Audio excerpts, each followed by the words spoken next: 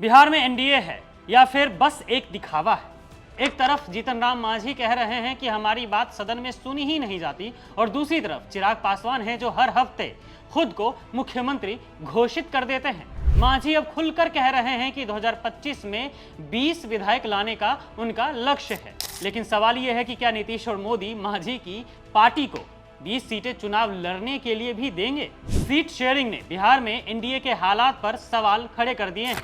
ऊपर से चिराग का जो रिएक्शन है वो भी हम जानते हैं। तभी तो हमने पहले ही लाइन में सवाल किया था कि क्या एनडीए बची भी है बिहार में।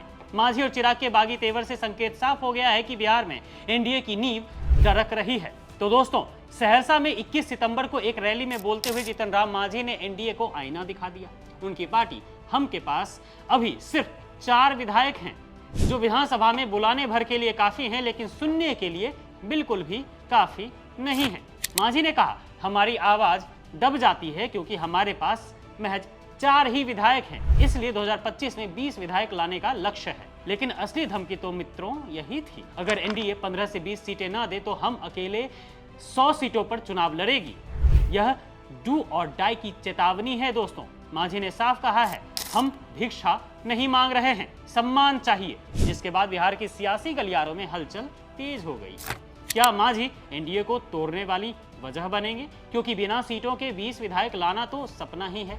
जब मोदी नीतीश की जोड़ी मांझी को 20 सीटें चुनाव लड़ने तक के लिए नहीं देगी तो जीतेंगे कहां से? मतलब मांझी भी सीट शेयरिंग के मामले में उलझ पड़े हैं, तभी तो कह रहे हैं 100 सीटों पर हम अकेले ही चुनाव लड़ लेंगे। लेकिन सभी को पता है कि मोदी नीतीश मांझी को तो ये करने नहीं देंगे।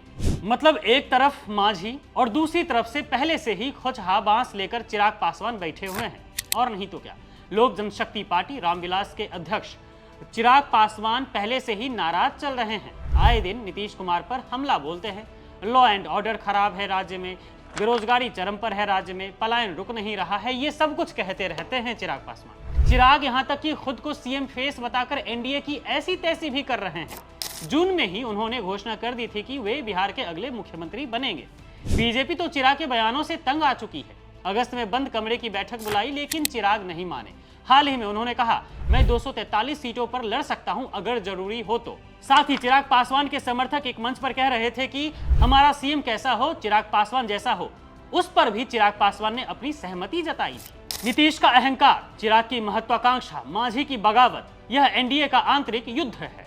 सीट शेयरिंग पर लड़ाई, सीएम फेस पर टकराव, सब कुछ चुनाव से पहले ही फूटने को तैयार है। अब दोस्तों, संकेत साफ है, मांझी ने एनडीए को तोड़ ही दिया है। चिराग तो आधी राह पार भी कर चुके हैं। जनता भी एनडीए से त्रस्त है। बिहार में कौन सी पार्टी जीत रही है, इस मामले को लेकर एक सर्वे हुआ, जहां महागठबंधन को 41% के साथ एनडीए के कुल 30% को पछाड़ चुके हैं। नीतीश को 18%, वहीं चिराग को महज 4% वोट मिला है सीएम फेस को लेकर। यह वेब महागठबंधन की है दोस्तों, और 2025 का बिहार चुनाव एनडीए का अंतिम संस्कार साबित होगा, क्योंकि ये फैसला बिहार की जनता का है।